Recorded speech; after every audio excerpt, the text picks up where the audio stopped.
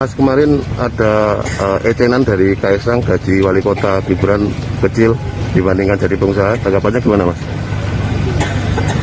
Ya, kalau masalah pendapatan ya sebelum jadi wali kota, ketika jadi pengusaha ya beda. Memang lebih besar dari pengusaha? Iya. Tapi kan urip ora selamanya golek duit. Saya kan di sini bukan golek duit. Nek golek duit ya pilih jadi pengusaha. Gibran Raka Buming Raka, 34 tahun, wali kota Solo, yang terbilang masih muda ini rupanya terus mencari perhatian banyak pihak, guys. Tidak hanya dari warga Solo saja, tapi juga di luar wilayahnya. Bahkan nih, kerap juga loh tokoh politik dan juga pabrik dari pusat yang bertandang ke Solo dibuat tercengang, guys. Tidak hanya sampai di situ saja, bahkan politikus dan juga sekelas menteri ini juga harus mengakui cara kepemimpinan Gibran Raka Buming Raka, putra sulung dari Presiden Jokowi ini. Kendati masih lama, tapi melihat wacana publik yang begitu santer ya, ada saja yang menghubungkan terobosan dan juga cara memimpinnya Gibran di Solo dianggap cocok dan juga layak untuk DKI Jakarta. Selain gebrakannya yang membuat kagum banyak tokoh, Gibran ini memang dipandang role model pemimpin yang mau merangkak dari bawah untuk sekelas anak presiden, guys. Tidak dapat dipungkiri, itu barangkali yang menjadi salah satu kekuatannya. Semua orang tahu itu. Di sebelah adalah anak presiden yang kemudian dinilai sebagai orang yang juga pantas untuk menapaki jejak langkah politik yang sudah dilalui oleh Jokowi. Proyeksikan sebagai orang yang sangat layak dan pantas untuk menduduki kursi orang nomor 1 di Jakarta. Saya merasa Gibran lebih cerdas dari Puan dan AHY. Semakin digoyang, semakin matang. Sebenarnya judul ini juga bukan sebuah kepastian ya, karena belum pernah ada sebuah penelitian yang pernah membahas soal itu. Tetapi paling tidak soal keyakinan pribadi. Saya merasa Gibran Raka Buming Raka jauh lebih matang dari AHY. Bahkan Puan Maharani sekalipun, dan saya bisa memberikan sedikit analisa tentang pandangan saya itu. Masih ingat soal gagapnya AHY saat debat pemilihan gubernur DKI? Di mana banyak orang yang beranggapan bahwa AHY seperti anak baru yang sedang di briefing tim sesnya. Atau coba kita beralih daripada kasus Puan Maharani saat mematikan mikrofon. Saya tidak membahas seorang Puan pribadi ya.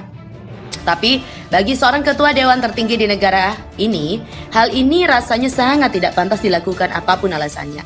Coba kita bandingkan dengan apa yang dilakukan Gibran Raka Buming Raka. Secara umum, saya beberapa kali menjelaskan dari berbagai tulisan dan juga pembahasan bahwa seorang pemimpin dipilih karena memiliki sumber kekuasaan. Seseorang selalu memiliki sumber kekuasaan yang berbeda. Seseorang dengan basic militer tentu memiliki sumber kekuasaan militer. Seorang kiai seperti Gus Dur memiliki sumber kekuasaan seperti humanis sejati. Seorang seperti Jokowi yang begitu dekat dengan rakyat kecil sangat cocok jadi pemimpin, mewakili orang-orang sipil. Secara umum, begitulah basic yang harus dimiliki seorang pemimpin. Tetapi dalam tradisi Jawa, di mana tempat saya tinggal, ada istilah bahwa pemimpin terbaik itu yang gak banyak omong, tapi banyak berpikir dan bertindak. Hal seperti ini mengakar kuat sekali di tanah Jawa, bahkan mungkin menjadi karakter umum untuk orang Indonesia. Dan percaya, tidak percaya, karakter itu sangat kuat dimiliki oleh Presiden Jokowi dan juga Gibran anaknya. Saya tidak dalam kapasitas mengukur kemampuan mereka ya, tetapi saya dalam kapasitas membicarakan karakter mereka yang lebih banyak pendiam, pemikir, dan banyak bekerja tetapi sedikit bicara. Itu merupakan karakter yang sangat kuat, sehingga kepribadian mereka begitu sangat kuat di mata masyarakat. Akhir-akhir ini beredar sebuah foto di mana Gibran duduk lebih di atas dari Kementerian PU Bapak Basuki. Foto ini menjadi viral setelah dikomentari oleh Rizal Ramli dan ramai jadi pembahasan netizen. Yang justru bikin saya tertarik adalah karakter Gibran sendiri dalam menanggapi sebuah masalah. Dengan tenang, Gibran mengatakan bahwa itu bukan meja, itu bukan pula kursi, namun itu seperti layaknya sebuah tribun penonton. Jika ingin nyaman dan berdiskusi, ya maka harus seperti itu gaya duduknya. Dan ucapan Gibran saat itu juga mendapatkan pembelaan dari Sardono, seorang guru besar kesenian Jakarta. Bukan pertama kali ini saja Gibran menjawab terpaan netizen atau wartawan dengan amat santai. Cara santai Gibran dalam menjawab sebuah pertanyaan menjadi kekuatannya sendiri. Selain gaya santai yang dimilikinya, Gibran juga mampu membaca peluang dengan cerdas. Hal-hal seperti itu, mungkin hal itu dia pupuk semasa dia menjadi seorang pebisnis ya. Masih ingat kasus tahun 2019 ada demo ganti presiden yang terjadi di depan Markobar milik Gibran? Ditemui di tempat berbeda, yakni di Filipina. Gibran menjawab persoalan itu dengan amat santai bahwa demo itu bukanlah kerugian bagi dirinya, justru merupakan keuntungan karena Gibran bisa mendapatkan promo yaitu promosi markobar secara gratis. Dan percaya tidak percaya, dejavu itu terulang kembali kawan.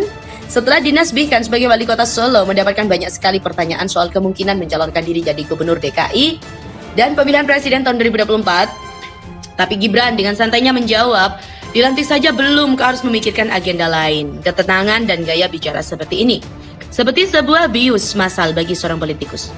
Ketenangan dan kekaleman yang dimiliki merupakan senjata paling ampuh yang dia miliki sebagai seorang politikus. Belum lagi ketika Gibran didatangi Ketua Umum PKB Muhaimin Iskandar, selang beberapa hari dia juga kedatangan wakil Ketua Umum Partai Gelora Fahri Hamzah.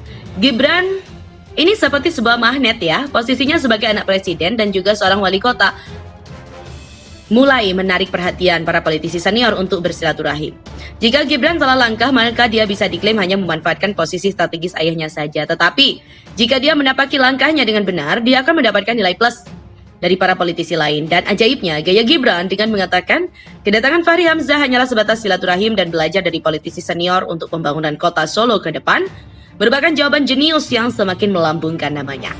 Beberapa analis itu terkesan remeh, tapi jika kita berpikir lebih mendalam, karakter Gibran yang sedikit bicara dan banyak bekerja, beserta gaya bicaranya dalam menghadapi persoalan yang sederhana itu, merupakan sebuah magnet kuat ketika dirinya menjadi seorang politikus. Dan saya sangat percaya 100% magnet yang dimiliki Gibran jauh lebih kuat dari yang dimiliki AHY dan Puan. Meskipun dari sisi struktural Gibran jelas kalah ya dari Puan dan AHY, tapi secara kultural Gibran jelas lebih berkelas dan jauh di atas kedua orang itu.